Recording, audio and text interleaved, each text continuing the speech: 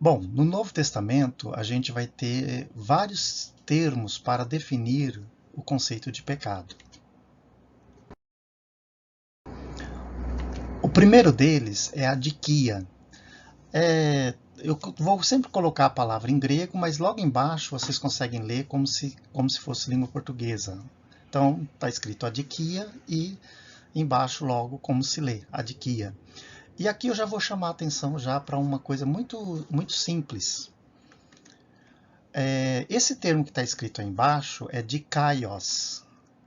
E no grego, sempre quando eu coloco um A na frente, ele serve como negativo. Então é como se fosse assim, dikaios, adikaios. Então eu estou dizendo que ele não é aquilo que ele foi à primeira vista. Então, dikaios é justo.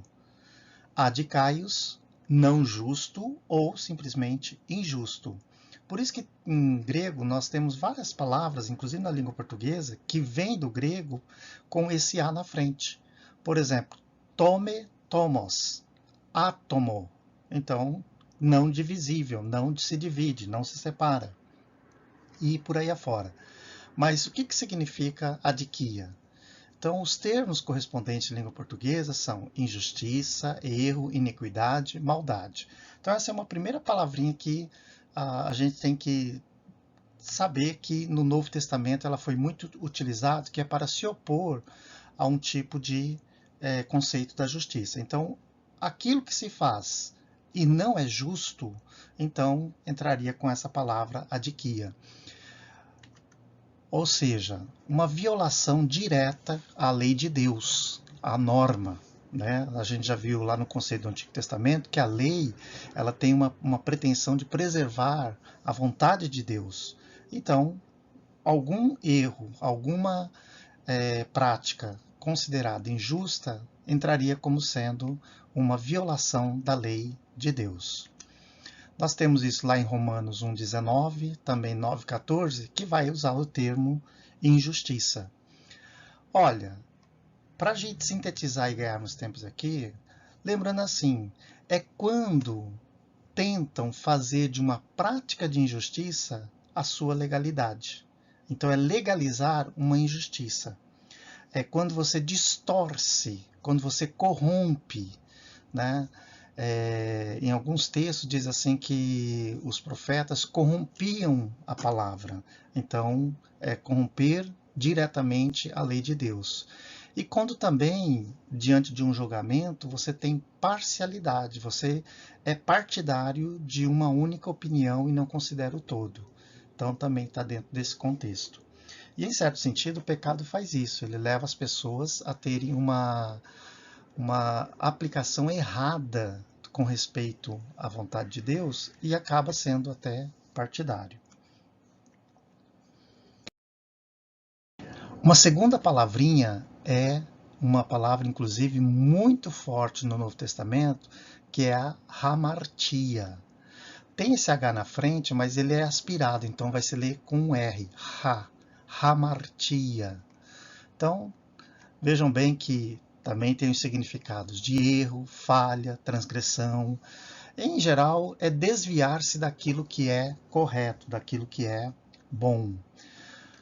No grego, a gente vai ter uma definição muito mais forte quando diz assim, olha, você tem um alvo que é glorificar a Deus. Você deixou de cumprir com esse alvo, você errou o alvo.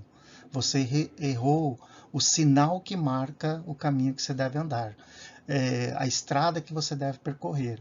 Então, ao errar, você comete a hamartia. Então, a hamartia, ele é um tipo ou uma modalidade do conceito de pecado que faz assim, ó, você está se desviando, você está transgredindo, você não vai chegar no foco que você quer, no foco que você pretende caminhar. Em alguns textos, como é o caso de Romanos e de Hebreus, foi foram tão fortes a aplicação que chegou até ser considerado como morte e como um endurecimento do coração contra Deus. Lembrar aqui que é como se fosse assim, eu vou levá-lo para um caminho que vai fazê-lo acreditar que ele está correto, e com isso ele endurece o seu coração e ele não consegue voltar-se para aquele outro caminho que ele deveria percorrer. Então, o pecado ele faz com que aconteça isso. E no meio teológico, hamartia é o conceito que provoca hostilidade a Deus.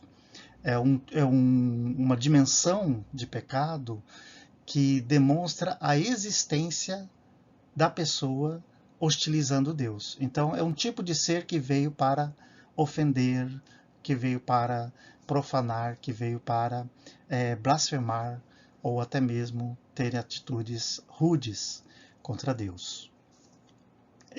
Dentro da divisão da teologia sistemática, a hamartiologia, que é o estudo do pecado, é a concentração de todas essas compreensões que nós temos de pecado no Novo Testamento.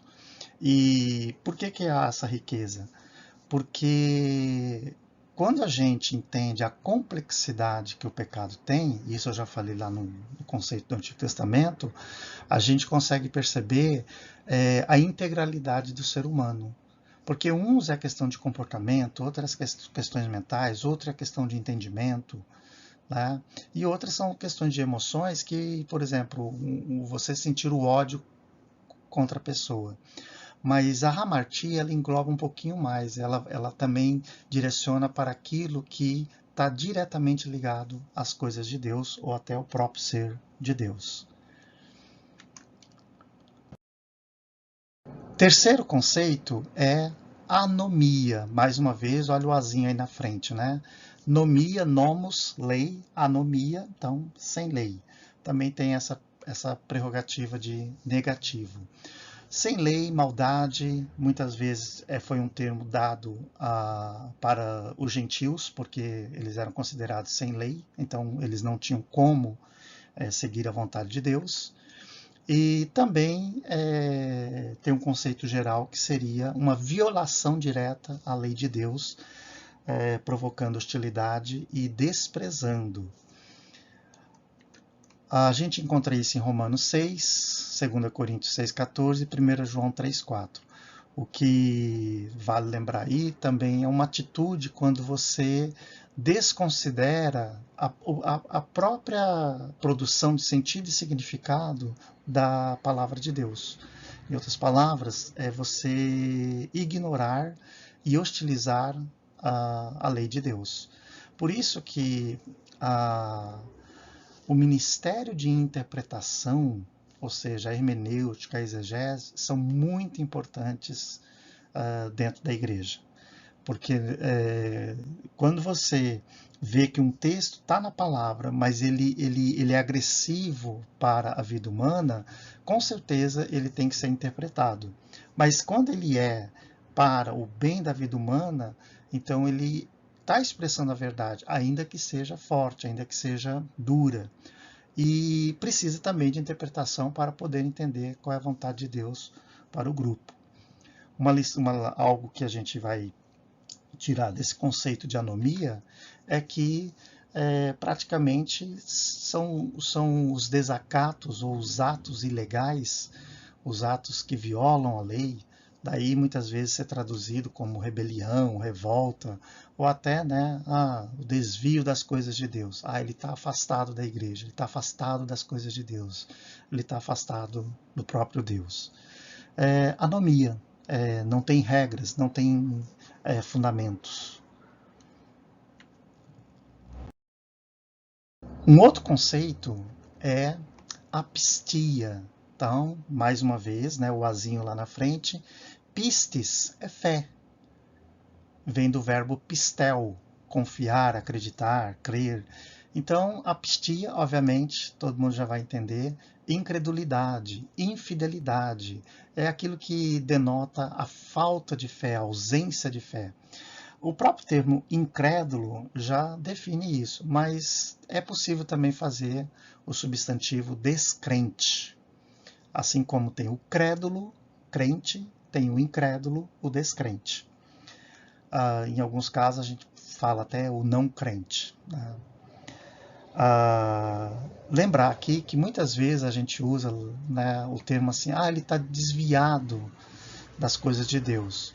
Se o desvio é por infringir uma lei, uma norma, uma regra, então é anomia. Mas quando essa infração denota falta de fé, é incredulidade. Então, nós temos aí Hebreus 3,12, né? Em Marcos 6 é até mais forte a referência, porque fala assim que há um tipo de bloqueio da fé em relação a Deus. Então, assim, é como se alguns obstáculos dificultassem a compreensão de crer em Deus. Um bom cristão, um bom líder, um bom, vou dizer, profeta, ele consegue discernir quais são esses obstáculos que impedem a pessoa de acreditar, de crer em Deus. Por isso que, em certo sentido, muitas vezes, a gente somente não devemos denunciar os bloqueios, né, da apostasia, da incredulidade, da idolatria, mas identificá-los através desse discernimento. Ei, isso aqui está dificultando o entendimento das pessoas acerca do amor de Deus. E aí alguém pode falar o quê? Aí depende. Por isso que muitas vezes as ações cristãs, elas são caminhos livres, abertos para as pessoas entenderem o amor de Deus, a graça de Deus, o perdão de Deus. E se a gente deixa de cumprir com o amor, a justiça, o perdão, a gente é um bloqueio de fé para as pessoas que querem chegar a Deus. Então, é muito interessante isso. Também uma posição direta ao Evangelho, que são os inimigos, né? Os incrédulos. E uma síntese que a gente tira dessa palavra é que qualquer ação que se opõe, direta ou indiretamente, ela bloqueia a fé em Deus, que não nada mais é do que um ato de incredulidade. Outra palavra é acebeia. Algumas pronúncias, por causa do tritongo ali, E e A no finalzinho, alguns leem acibia. É muito comum a gente ouvir isso, acibia, mas é por causa de uma evolução das vogais. E eu estou, assim, não falando na íntegra os textos bíblicos para a gente ganhar tempo, mas você para o vídeo, vai lá, dá uma lida no contexto bíblico, tá? E veja como que o escritor ali, seja Paulo, seja os evangelistas, eles se direcionam através das palavrinhas que a gente está estudando aqui. Então, acebia, olha só, impiedade e irreverência. Você fala, nossa, é tão distante a palavra impiedade e irreverência. É que assim, o ímpio, automaticamente ele é irreverente. Então ele não tem respeito, né? Como o próprio nome diz, ele não se baixa, não se detém diante da verdade, diante do amor. Então ele é irreverente. Então, vamos ver como é que é o significado disso. Preste bem atenção na palavrinha em si, né? E por quê? Veja bem, este é o maior conceito teológico para o pecado. Dentre todos os que nós já vimos, esse é o maior. E por quê? Porque ele tem algo diretamente ligado com o ser de Deus. Vejamos. Tem aí várias referências, Romanos, né, 1,18 principalmente, porque fala dessa vou até dizer, hostilidade de profanar não só o santo nome de Deus, mas inclusive o contexto da adoração, né?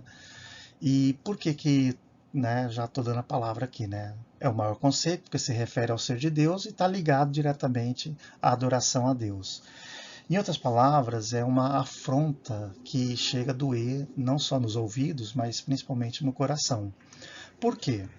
Esse termo seb, né, o A na frente quer dizer negativo, seb é uma palavrinha que denota um contexto de reverência, de respeito, eu vou usar aqui a palavra humilhação, mas é no sentido do culto, no sentido da adoração, que é o quê? Prostrar-se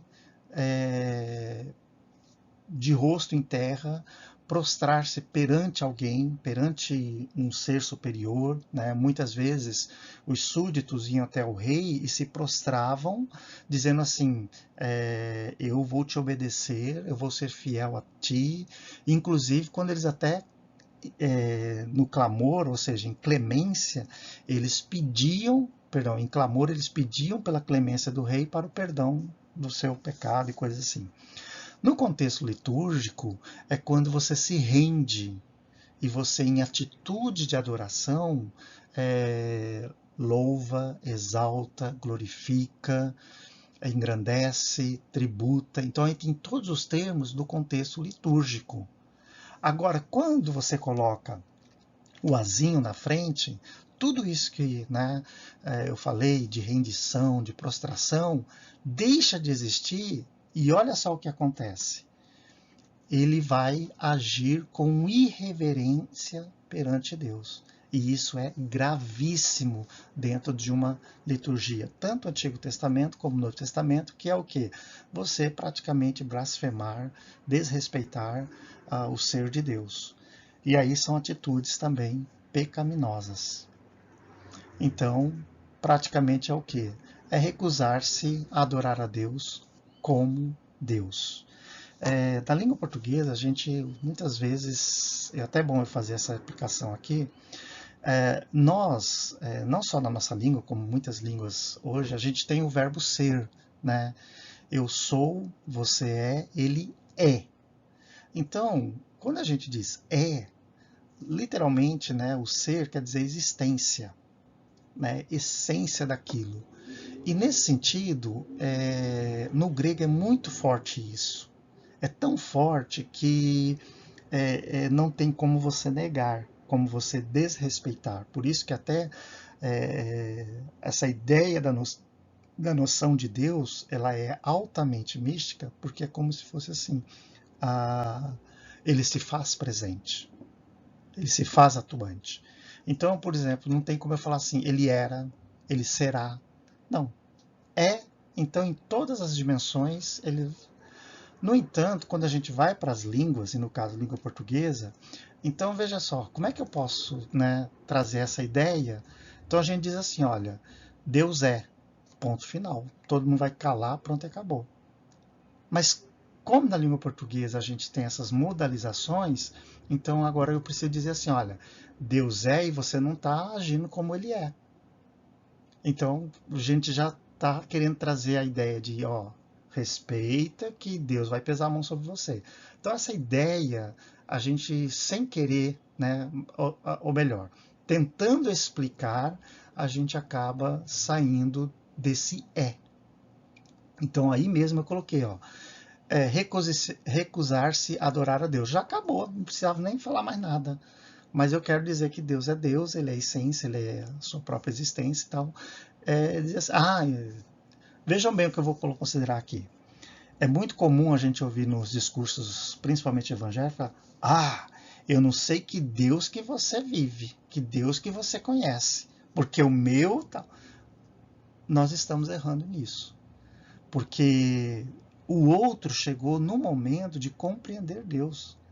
Então, Deus é. Ele não vai se diferenciar para mim nem para o outro. Ele é. Agora, a gente pode falar das dimensões que eu tenho aprendido com Deus, o outro tem aprendido mais, o outro tem aprendido menos, mas Deus é e sempre vai ser. E para todos. Então, tem muita teologia aqui que a gente precisa rever.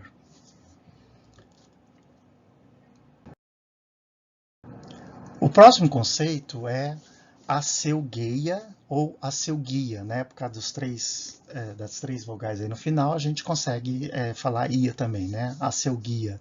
Também é uma palavra negativa.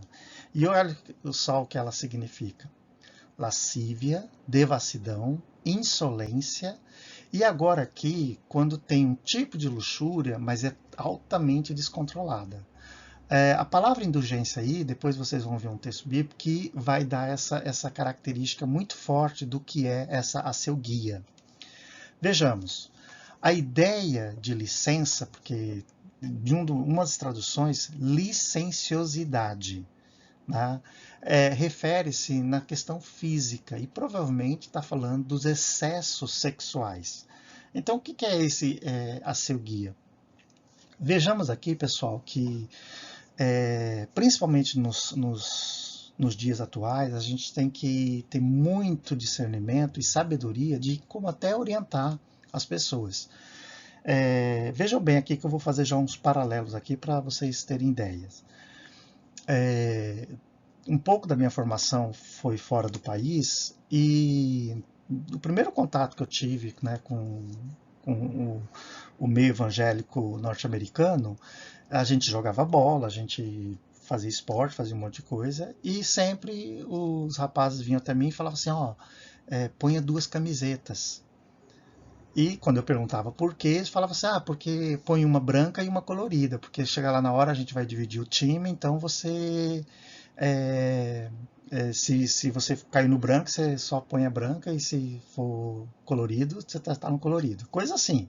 Eu até achava esperto, porque nós brasileiros não fazemos isso, né? Mas eu, como sempre, colocava uma camiseta e levava a outra na mão.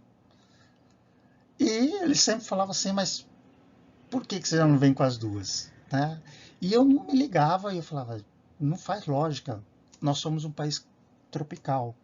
Naturalmente a gente não coloca 2 camisetas. Só que depois um colega ele foi me explicar bem mais detalhadamente. Aí que eu comecei a perceber. Na região que eu estava, independente de inverno, verão, outono, primavera, sempre tem que ter uma camiseta por baixo. Depois aí vem o suéter, depois vem a camisa, depois vem o paletó e tal, mas sempre uma camiseta por baixo. E muitas vezes nós brasileiros não colocávamos. Então, uma coisa assim. Por isso que eu estou falando aqui a questão de cultura. Mas, continuando, o que acontece? O discernimento tem que ser na questão assim do excesso.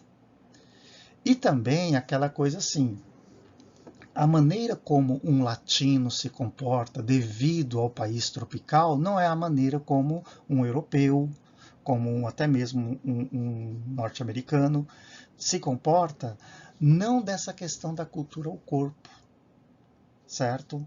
Porque ambos perfeitos.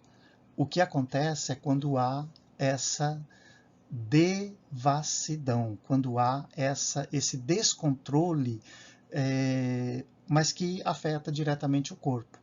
Então, a maneira assim, mais, vou dizer, saudável é a gente colocar o conceito. Né? E qual é o conceito? Bom, nós temos aí alguns textos, Marcos 7:22, Judas e 1 Pedro 4:3. Porque se diz assim, quando a gente quer provocar, então naturalmente tem o conceito. E, por exemplo, qual é o conceito? A roupa mais apertada, roupa mais curta, um decote mais elaborado. Assim também para os rapazes, quando não usam as roupas adequadas, né? Então, pelo contrário, não usam, e por não usar é que ficam, vamos aqui dizer, em gestos não muito agradáveis. Então, o que acontece aqui, pessoal? Veja bem que é o exagero. Agora eu vou falar do ponto de vista teológico.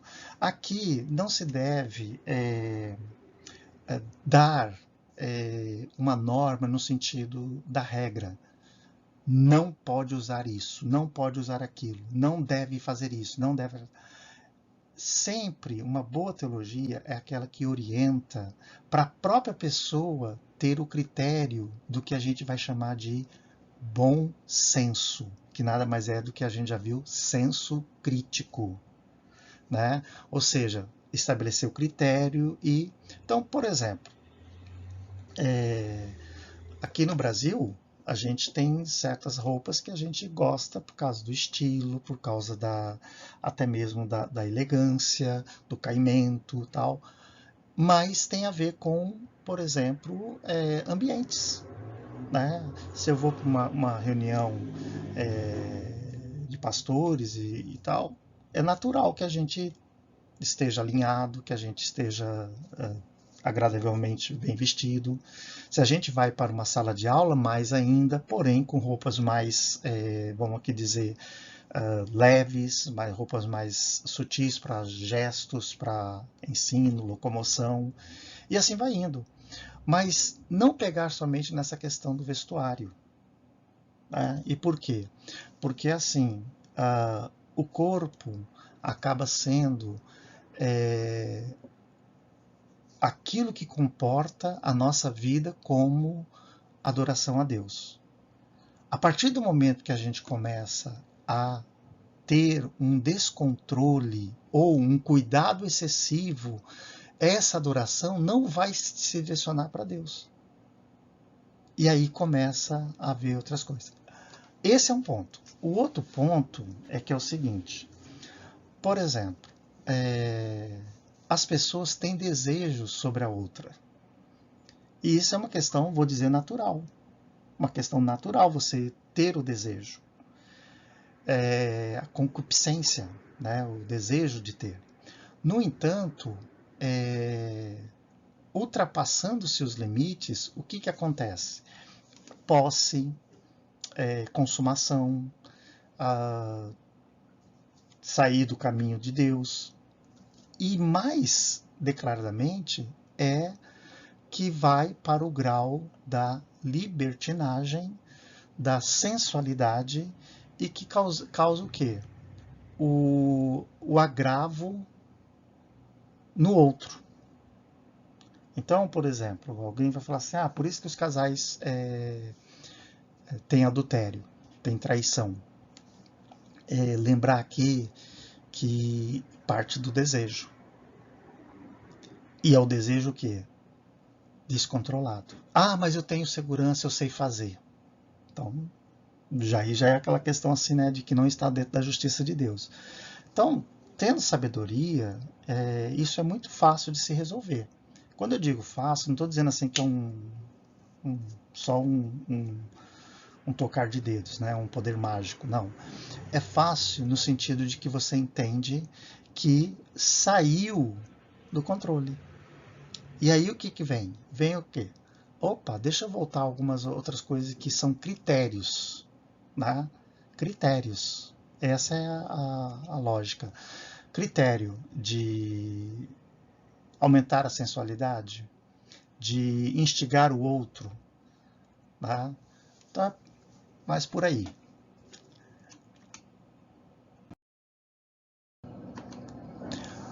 A próxima não é tão difícil de se pronunciar, mas epitomia é um termo grande, mas que tem conotação muito, muito básica para nós.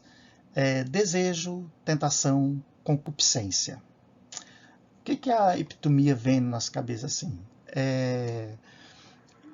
Tem até em Pedro que fala como que assim que um chama o outro, né? Eu vejo, eu desejo e eu vou atrás da conquista ou da posse. É mais ou menos aquele desejo que provoca em nós o sentido para o foco. Ele pode ser positivo, como pode ser negativo. Como nós estamos trabalhando aqui na questão de pecado, ele vai soar sempre como o desejo negativo. Então, olha só, em Tiago 1,14, é muito forte isso, que é um tipo de desejo que te leva a ser tentado e, muitas vezes, a prática consumação e o ato a ser executado. Na teologia, a gente chama isso de luxúria, porque é como se fosse assim, um desejo que no começo ele é um desejo, mas que a consequência dele é a maldade. Então ele é um desejo do mal, ele é um desejo maligno. Tá? E como ele está muito ligado com essa questão da soberba, porque assim, eu fui, eu conquistei, eu fiz, logo em seguida ele já não dá mais aquela segurança.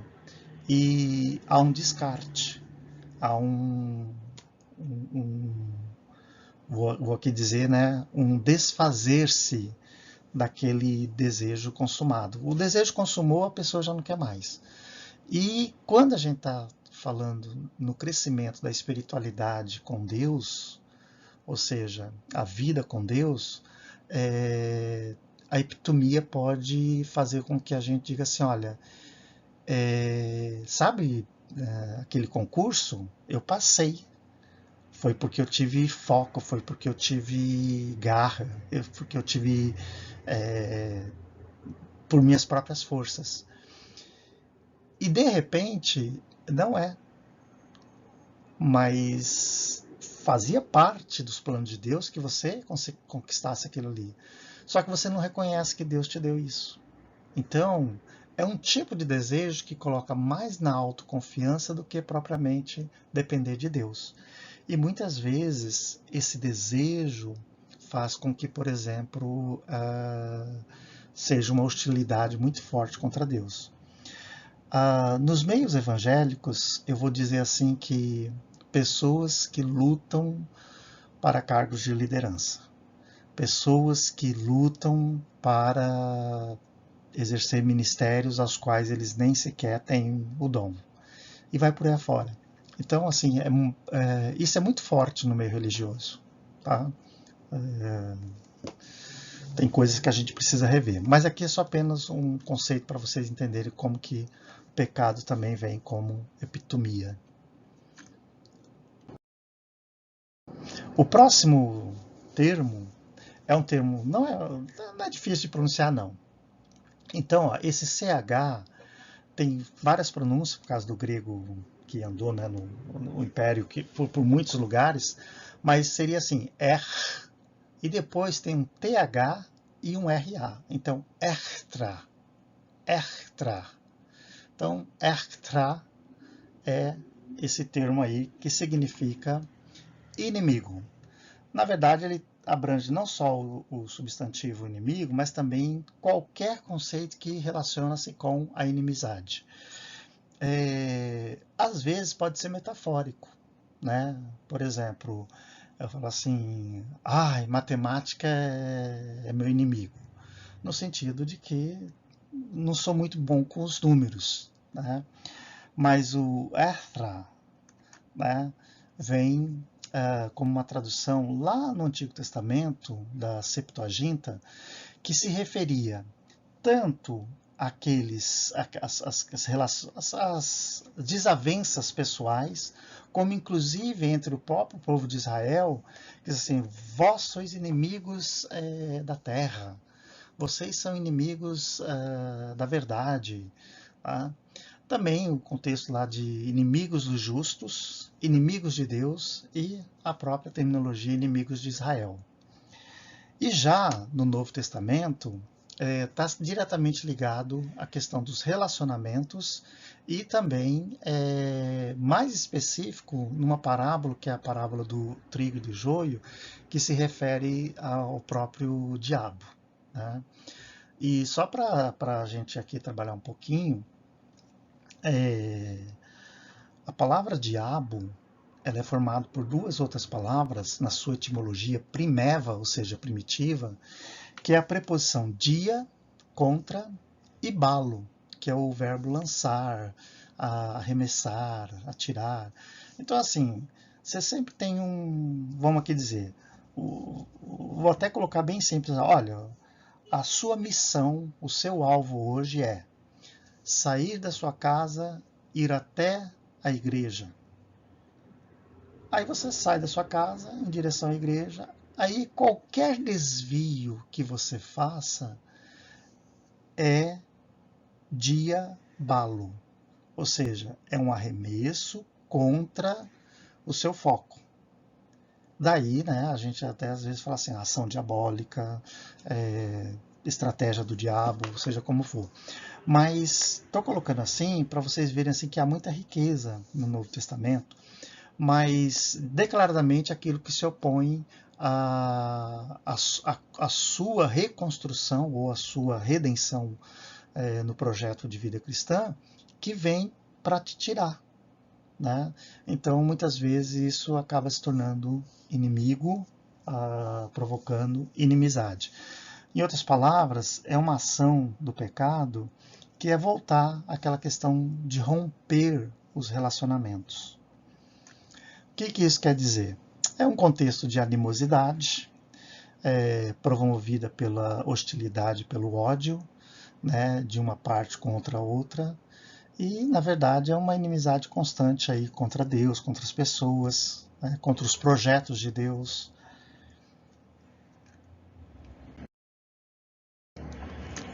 E agora, mais uma palavrinha, né? São duas que têm o mesmo significado, caquia e cacós. Né? Não coloquei ali, mas na hora que vocês verem vai estar escrito assim embaixo de cacós, cacós. Tem aí os significados: mal, iniquidade, malícia, má vontade, desejo de ferir, de machucar. E um contexto maior aí, tudo que refere a impiedade e maldade. Bom, ato perverso que destrói a comunhão. Então veja bem, mentira é mentira. Mentira é você distorcer a verdade. Mas a mentira ela se torna um cacos, né? Porque ela destruiu a comunhão. Então ela tem uma força maior. Para vocês fazerem assim, vamos dizer, associação, olha só. Antigamente, né, lá na quarta série, a gente dava cadernos para as crianças treinarem a caligrafia. Caligrafia, grafia escrita, cali, belo, bonito. Então, tudo que é belo, bonito, cali. Já, por exemplo, algumas letras de músicas aí, né, um finalzinho de uma palavra se junta na outra e forma, por exemplo, um palavrão. O som fica feio. Então é uma cacofonia. Fonia, som, voz, caco, mal, soa ruim. Então o que acontece? Perdão. Uma cacofonia, um cacófato, é uma palavra não muito boa de se ouvir. Então, o que acontece? Quando a gente coloca caco ou caquia antes, é para dizer assim, olha, foi mal, viu? Ficou feio. E aí, no caso, o pecado ele se disfarça muitas vezes com essa conotação de gerar o mal, de propositadamente aquilo que era belo ficar feio, aquilo que era o ideal ficar não ideal. Então, ele vem disfarçado. Né? E no caso da comunidade cristã, muitas vezes boato, falsidade, mentira. Né? Existe uma diferença muito grande, por exemplo, quando a pessoa é ignorante, ou seja, ela não tem o conhecimento, então e eu até diria, bem-vindo os ignorantes nas igrejas, porque vão ser ensinados. Agora, veja bem, a pessoa, ela vem, mas não é ignorância, é maldade. Ela vem com a caquia para poder gerar a destruição da comunhão. Então, ó, qualquer ato ou força que vai abranger a maldade em toda a vida. Né? Qualquer ato ou força do mal abrangendo toda a vida.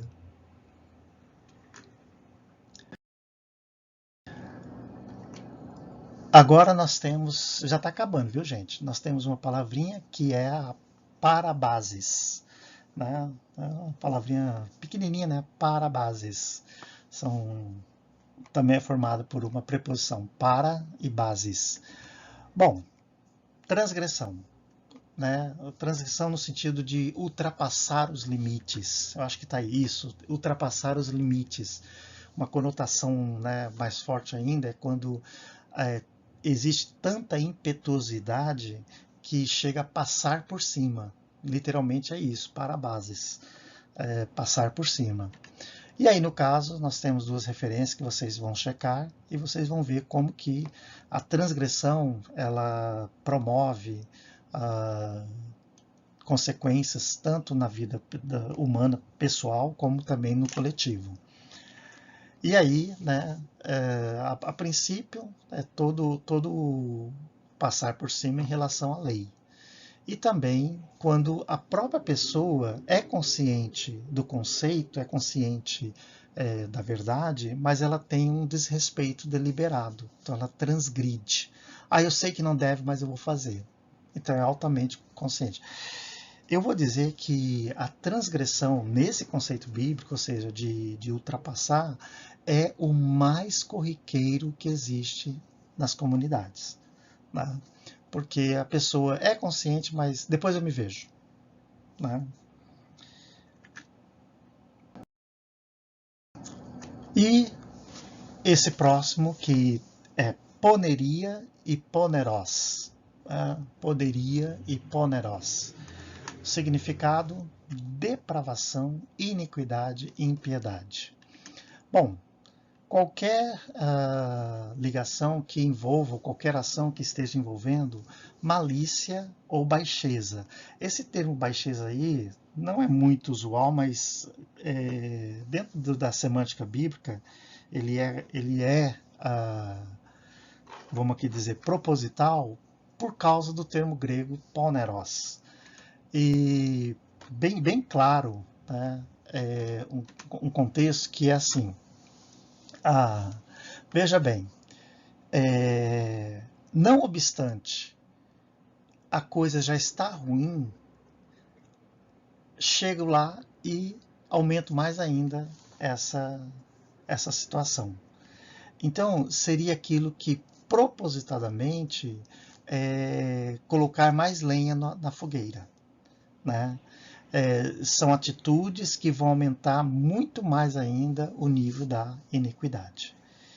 E é como se fosse assim, quando você quer ter um caminho para dar a solução, mas não há como, porque sempre tem ações que é para degradar mais ainda. Então a gente diz assim que descer o mais baixo nível da depravação. Né? Então, em alguns casos, a gente costuma usar o termo blasfêmia, mas tomar cuidado porque não é nesse contexto assim. A blasfêmia ela tem muito a ver com a questão assim do ser de Deus ou das questões mais divinas. A questão do pecado, ela literalmente ofende e faz agravar mais ainda a situação em relação ao próximo. Tá? E agora, pessoal, nós vamos para o paraptoma. Paraptoma. Também uma palavra enorme, cujo significado, transgressão, erro. E o contexto é o seguinte, veja bem, tem vários sentidos aí, mas quando você tem vou chamar aqui, né? Você tem uma diretriz que te conduz à verdade. Então você tem um caminho, você tem uma estrada, você tem algo que faz permanecer na retidão. Mas qualquer passo falso que você dá, ou qualquer queda que você tem ao lado, um escorregão, por exemplo, é um paraptoma. Porque é como se fosse assim, né? Você não foi tão atento e deu uma escorregada, um lapso. Mas essas questões são bem assim, vamos dizer, situacionais, bem pontuais, mas que dá para a gente corrigir. Porém, dependendo dessa escorregada, pode ter consequências. Tá? E geralmente tem. Né? Aí tem os contextos de Mateus e Romanos que falam sobre esse tipo de transgressão. Alguma contra os homens, diretamente contra Deus, e em alguns casos que deixou de ser apenas um e trouxe para o coletivo, que é o pecado de Israel.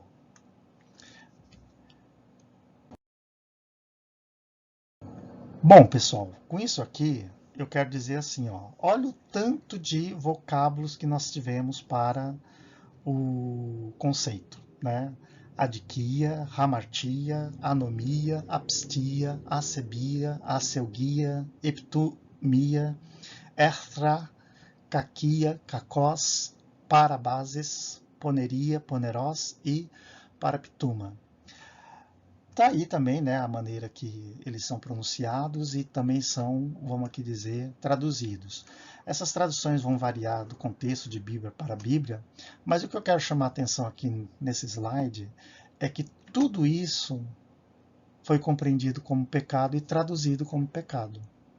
Nesse sentido, há uma redução, né, uma coisa bem simples, né, é enorme, reduziu para aquilo que a gente tem que entender e compreender, porque também fala de um resgate completo do ser humano.